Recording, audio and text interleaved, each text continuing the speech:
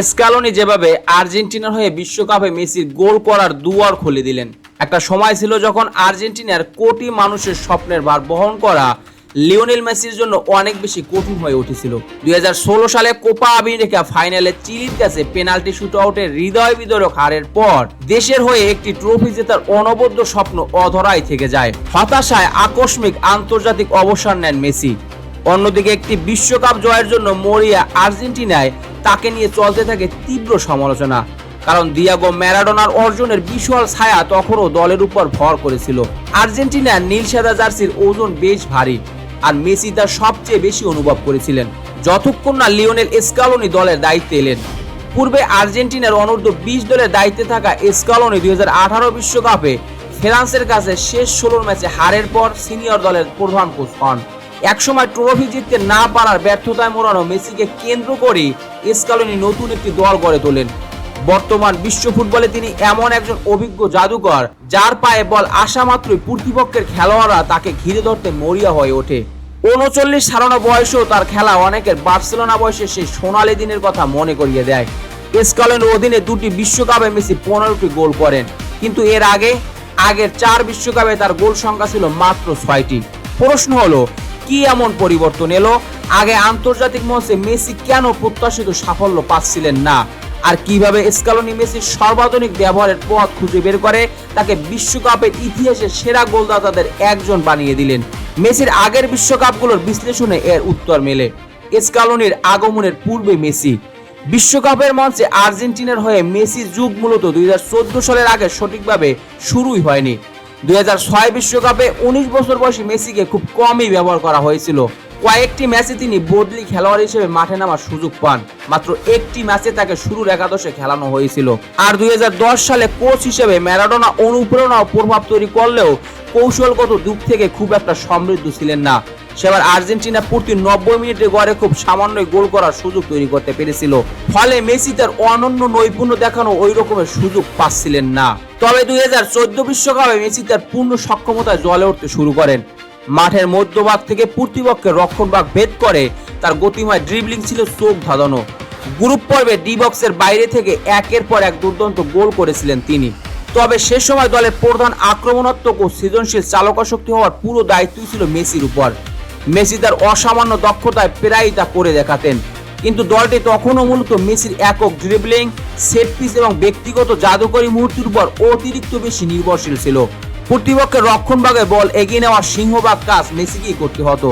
দলে ইজুকুয়ে লাভেজি, Gonzalo Higuain কিংবা Ángel D মারিয়ার মতো ফরোয়ার্ড থাকা সত্ত্বেও সুযোগ তৈরির মূল কারিগর ছিলেন মেসি নিজে।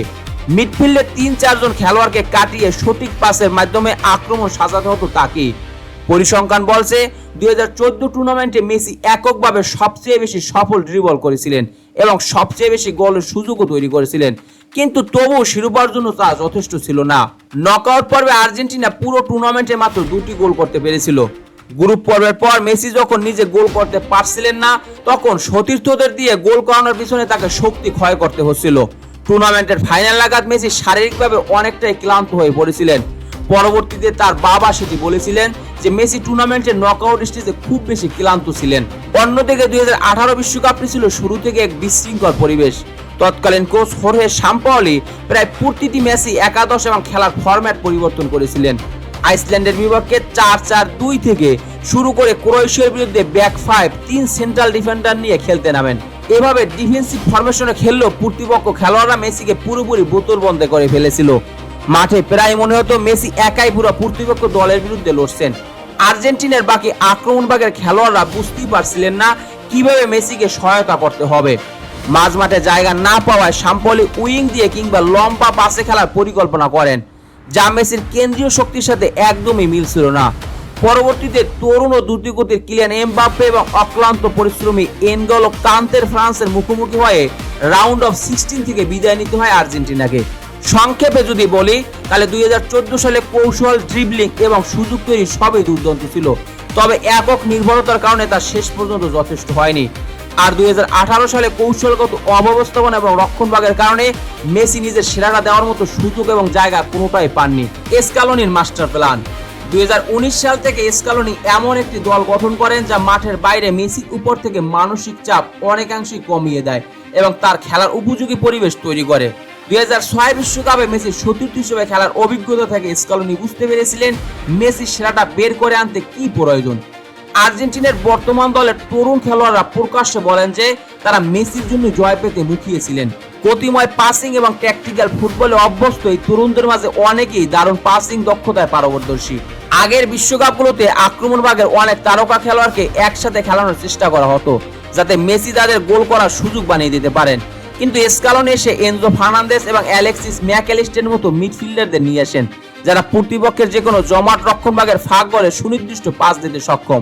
আর্জেন্টিনার গতিশীল মিডফিল্ড ও দ্রুত পাসের ক্ষমতা প্রতিপক্ষের রক্ষণ ও মিডফিল্ডের মাঝখানের খালি জায়গাগুলো ব্যবহারের সুযোগ তৈরি করে দেয়। এর ফলে মেসিকে প্রতিপক্ষের ডিফেন্ডাররা যখন কড়া পাহারায় রাখে তখন অন্যান্য খেলোয়াড়রা সেই সুযোগে উপরে উঠে যাওয়ার জায়গা পান। আর ঠিক এই কৌশলেই তৈরি হয় মূল সুযোগটি। প্রতিপক্ষ যখন আক্রমণ রুখতে ব্যস্ত থাকে মেসি একদম সঠিক সময়ে উপযুক্ত জায়গায় নিজেকে নিয়ে যান। প্রতিপক্ষের ডিফেন্ডাররা মনে করে তারা সামনের খেলোয়াড়দের ব্লক করে সঠিক কাজ করছে, কিন্তু স্কালোনি দলের ছোট ছোট পাসের দ্রুত মুভমেন্ট তাদের সেই ধারণাকে ভুল প্রমাণ করে দেয়। এর ফলে মেসি ডি বক্সের একদম কাছাকাছি যাওয়ার সুযোগ পান এবং তার ট্রেডমার্ক শট নেওয়ার স্থান তৈরি হয়, কিংবা প্রতিপক্ষের ডিফেন্ডারকে টেনে বের করে সতীর্থদের জন্য জায়গা বানিয়ে দেন। উদাহরণস্বরূপ বিশ্বকাপে অস্ট্রেলিয়া ম্যাচের প্রসঙ্গে আসা যায়। একক হোল্ডিং মিডফিল্ডার বা পিভট হিসেবে ম্যাকঅ্যালিস্টার যখন মাঝমাঠ থেকে রক্ষণ সেরা পাস বল সামনে বাড়ান তখন এনজো ফার্নান্দেস ও রদ্রিগো ডি বল প্রতিপক্ষের মিডফিল্ডকে ব্যস্ত রাখেন। ফরওয়ার্ড বল গ্রহণ করা মাত্রই প্রতিপক্ষের ডিফেন্স লাইন কিছুটা উপরে উঠে আসে। ঠিক এই মুহূর্তটিতে মেসি ডি বক্সের শেষ প্রান্তে ফাঁকা জায়গায় বল রিসিভ করার সুবর্ণ সুযোগ পান এবং গোলমুটে শট নেওয়ার মতো সময় পেয়ে যান। স্কালোনি এই পদ্ধতিতে সেন্ট্রাল মিডফিল্ডে একাধিক নির্ভরযোগ্য খেলোয়াড় থাকায় মেসিকে এককভাবে খেলা তৈরির পিছনে শক্তি অপচয় করতে হয় না। বয়সের কারণে মেসি হয়তো আগের মতো দৌড়নের ক্ষমতা বা স্টামিনা নেই, কিন্তু তার অভিজ্ঞতা, খেলা তৈরির অসামান্য ক্ষমতা এবং ফিনিশিং দক্ষতা এখনো বিশ্বসেরা। স্কালোনি এমন এক সমন্বিত দল তৈরি করেছেন যা মেসির কাজকে সহজ করে দিয়েছে এবং এই সম্মিলিত প্রচেষ্টাতেই লিওনেল মেসি বিশ্বমঞ্চে নিজের সেরারূপ প্রকাশ করতে সক্ষম হয়েছেন। স্কালোনির হয়ে মেসি খেলা দুটি বিশ্বকাপে তিনি ফাইনাল খেলেছেন। 2022 বিশ্বকাপে চ্যাম্পিয়ন হলেও 2026 বিশ্বকাপে ভাগ্যের নির্মম পরিবেশে রানার্স আপ হতে হয়েছে। 2026 বিশ্বকাপে মেসির একক নৈপুণ্যে পুরো বিশ্ব মুখরিত ছিল।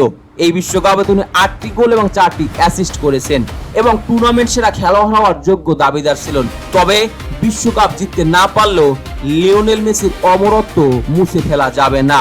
দর্শক, লিওনেল মেসি এবং স্কালোনির এই রসায়নকে আপনি ঠিক কিভাবে মূল্যায়ন করবেন? চাইলে আপনার মন্তব্য কমেন্ট বক্সে জানিয়ে দিতে পারেন।